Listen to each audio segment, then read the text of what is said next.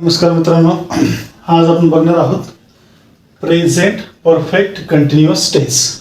म्हणजे हे आपला हा आहे L8 लेसन नंबर 8 आपण बघतो आहोत आज. तर प्रेझेंट परफेक्ट कंटिन्युअस टेन्स, पूर्ण अपूर्ण वर्तमान काळ, म्हणजे या काळामध्ये क्रिया घडत आलेली आहे जर असं दर्शवायचे असेल तर आपण हा प्रेझेंट परफेक्ट कंटिन्युअस टेन्सचा वापर आपण करतो. तर बघा, याच्यामध्ये सुरुवातीला आपण सब्जेक्ट वापरणार आहोत, त्यानंतर हॅव आणि हॅज वापरणार आहोत, त्यानंतर बीन या फॉर्म्युलामध्ये येणार आहे. सब्जेक्ट नंतर हॅव हॅज वापरायचे आहे, त्यानंतर बीन हा आपल्याला फॉर्म वापरायचा आहे, प्लस V4 म्हणजेच क्रियापदाचं चौथं रूप आपल्याला वापरायचं आहे. त्यानंतर ऑब्जेक्ट वापरायचा आहे आणि त्यानंतर आपल्याला कॉम्प्लिमेंट वापरायचं आहे. तर बघा, आपण आय वी यू दे यामध्ये बघतोय आय वी यू दे हे जर सब्जेक्ट असतील तर आपण हॅव बीन वापरणार आहोत, आणि ही शी इट नाउन असेल तर आपण हॅज बीन वापरणार आहोत. बघा, आय वी यू दे हे सब्जेक्ट असतील वाक्याच्या सुरुवातीला तर हॅव बीन वापरायचं आहे, आणि ही शी इट नाउन नंतर आपल्याला हॅज बीन वापरायचं आहे. ही शी इट नाउन जर करते असतील तर हॅज बीन वापरायचं आहे. बघा, एखादी क्रिया वर्तमान काळात घडत आलेली आहे असं दर्शवायचे असेल, म्हणजे मी अभ्यास करत आलेलो आहे, मी खेळ खेळत आलेलो आहे, मी क्रिकेट खेळत आलेलो आहे, मी जेवण करत आलेलो आहे, किंवा मी स्विमिंग करत आलेलो आहे, असे जर तुम्हाला सांगायचं असेल तर आपण प्रेझेंट परफेक्ट कंटिन्युअस टेन्स वापरतो. म्हणजे वर्तमान काळामध्ये क्रिया पूर्णही नाही आणि अपूर्णही नाही. तर यामध्ये आय वी यू दे नंतर हॅव बीन वापरायचं आहे, ही शी इट नाउ नंतर हॅज बीन वापरायचं आहे. बघा, have been V4 plus has been V4 बघू शकतो आपण. Have been V4 plus has been V4 याचा फॉर्म्युला आहे S plus have has been plus V4 plus O plus C. Present perfect continuous tense, पूर्ण अपूर्ण वर्तमान काळ. बघा, परत सांगतोय, आय वी यू दे नंतर हॅव बीन वापरावे, ही शी इट नाउन नंतर हॅज बीन वापरावे. हा या प्रकारचा फॉर्म्युला आहे S plus have has been plus V4 plus O plus C. तर आपण याच्यानंतर आपण इथे सेंटेन्स करून बघणार आहोत. आता आपल्याला सेंटेन्स करायचे आहे 5/3/2024 प्रेझेंट परफेक्ट कंटिन्युअस टेन्स, पूर्ण अपूर्ण वर्तमान काळ. बघा, क्रिया घडत आलेली आहे असं वर्तमान काळामध्ये आपल्याला सांगायचं असेल तर आपण प्रेझेंट परफेक्ट कंटिन्युअस टेन्स वापरतो. आता आपण सेंटेन्स बघणार आहोत.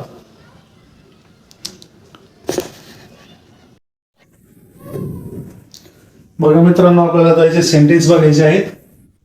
तर आपण बघितलं, आय नंतर आपल्याला हॅव वापरायचं आहे, आय वी यू दे नंतर हॅव वापरायचं आहे.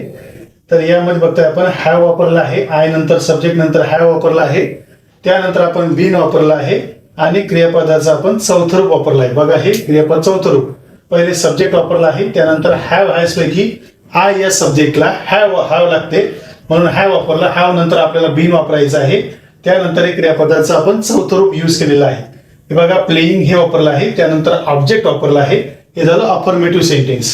I have been playing cricket, I have been playing cricket. Affirmative, मी क्रिकेट खेळत आलेलो आहे.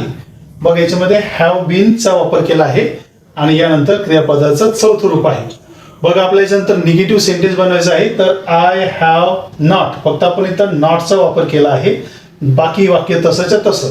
I have not been playing cricket, आणि हे निगेटिव्ह सेंटेन्स केलेलं आहे, याला आपण निगेटिव्ह सेंटेन्स असं म्हणतो.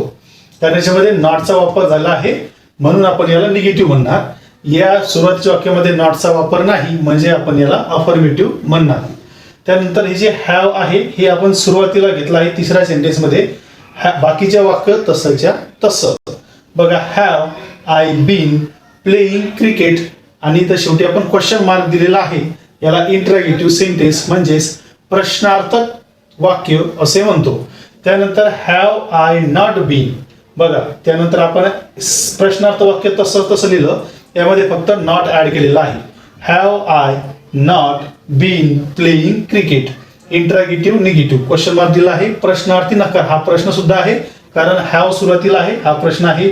हॅव सुरुवातीला आहे म्हणजे हा प्रश्न आहे, शेवटी क्वेश्चन मार्क दिला आहे. याच्यामध्ये हॅव आलेला आहे म्हणजे इंटरॅगेटिव्ह सेंटेन्स आहे, नॉट पण आलेला आहे म्हणजे इंटरॅगेटिव्ह निगेटिव्ह. जेव्हा टू बीचं रूप हे सुरुवातीला असतं तेव्हा इंटरॅगेटिव्ह सेंटेन्स असते, त्यामध्ये नॉट असेल तर ते निगेटिव्ह असते. म्हणजे इंट्रागेटिव्ह पण आहे आणि निगेटिव्ह पण आहे. इंट्रागेटिव्ह आहे परंतु याच्यामध्ये नॉट नाही म्हणजे हा निगेटिव्ह नाही. तर बघा have I not been playing cricket, interrogative negative. बघा आता पहिलं जे सेंटेन्स आहे I have been playing cricket, मी क्रिकेट खेळत आलेलो आहे. I have not been playing cricket, मी क्रिकेट खेळत आलेलो नाही. नंतर हॅव सुरुवातीला घेतलं have I been playing cricket, मी क्रिकेट खेळत आलेलो आहे का. नंतर have I not been playing cricket, मी क्रिकेट खेळत आलेलो नाहीये का. म्हणजे सुरू इंट्रागेटिव्ह निगेटिव्ह.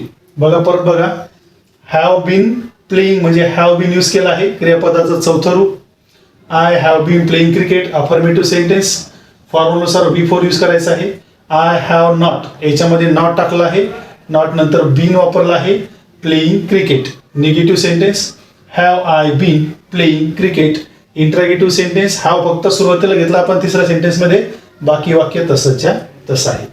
नंतर यामध्ये हॅव सुरुवातीला आय नंतर फक्त नॉट यूज केला आहे, इंट्रागेटिव्ह निगेटिव्ह झालेलं आहे. बघा I have been playing cricket, काय केलं आहे सब्जेक्ट आय आहे, त्यानंतर हॅव हा हे यूज केला आहे कारण सब्जेक्ट आय आहे. आय यू दे असेल तर आपण हॅव वापरणार आणि ही शीट नाऊन असेल तर हॅज वापरणार.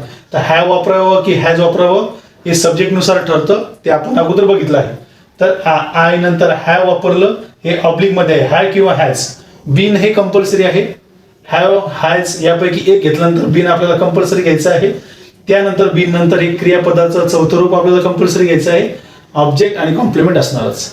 फॉर्म्युला आहे subject plus have has been plus V4 plus O plus C. Video pause करून किंवा स्क्रीनशॉट काढून तुम्हाला तुमच्या नोट्स बनवून घ्यायचे आहेत, हे विसरायचं नाही आणि याच्यावर प्रॅक्टिस करणं गरजेचं आहे तरच शक्य होईल. ऑनलाईन क्लासमध्ये कनेक्ट व्हा, काही इश्यू असेल तर. I have not been playing cricket, फक्त हे वरचं वाक्य तसंच्या तसं फक्त हॅव नंतर फक्त इथं नॉट वापरलं आहे. तिसरं जे सेंटेन्स केलं आहे हे हॅव फक्त मी सुरुवातीला घेतलं आहे, बाकी सेंटेन्स तसंच्या तसं, याच्यामध्ये नॉट घेतलेलं नाही. आणि नंतर चौथ्या वाक्यामध्ये हॅव सुरुवातीला आणि याच्यामध्ये फक्त नॉट ऍड केलं आहे वरच्या वाक्यापेक्षा, म्हणजे नॉट बीन प्लेइंग क्रिकेट, मी क्रिकेट खेळत आलेलो नाहीये. प्रेझेंट परफेक्ट कंटिन्युअस टेन्स, पूर्ण अपूर्ण वर्तमान काळ. बघा I have been playing cricket, I have not been playing cricket, have I been playing cricket, have I not been playing cricket. त्यानंतर आपल्याला वीचं सेंटेन्स आपल्याला बघायचं आहे. बघा आपण वीचं सेंटेन्स बघणार आहोत. तर वीचं सेंटेन्स कसं होईल बघा, मी तुम्हाला सांगतोय वीचं सेंटेन्स तुम्हाला स्क्रीनवर दिसणार आहे. वीचं सेंटेन्स आपण फक्त ऐवजी वापरलं. We have been asking question, we have been asking question. Next sentence बघा, we have not asking, we have not been asking question, have we been asking question, have I not been asking question. बघा हे 4 sentence झालेले आहे. बघा सुरुवातीला आपण परत हे 4 सेंटेन्स इथे रिकॉल करणार आहोत. We have been asking question, we have not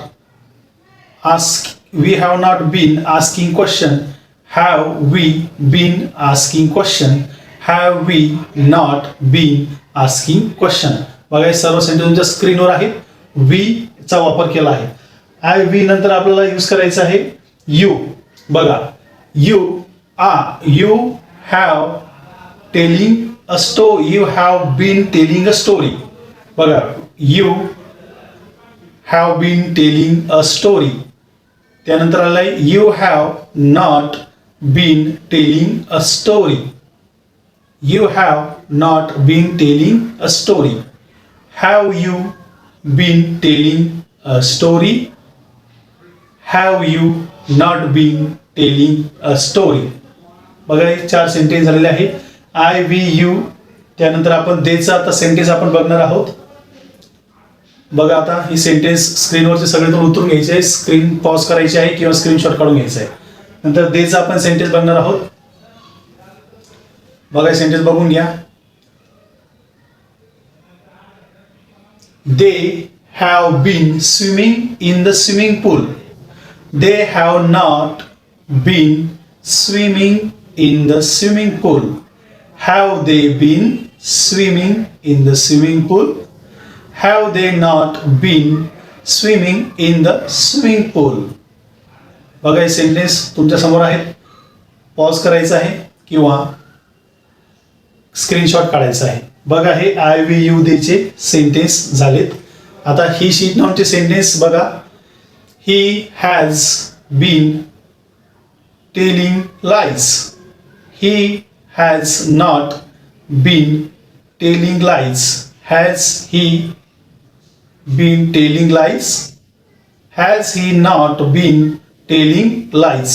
बघा ही नंतर बघता हॅज वापरला आहे, आपण बघू शकता. त्या बस एवढे याच्यावर तुम्हाला प्रॅक्टिस करायची आहे. काही क्वेश्चन असल्यास, क्वेरी असल्यास आपण विचारू शकता. लाईक अँड शेअर, सबस्क्राईब करायला विसरू नका मित्रांनो.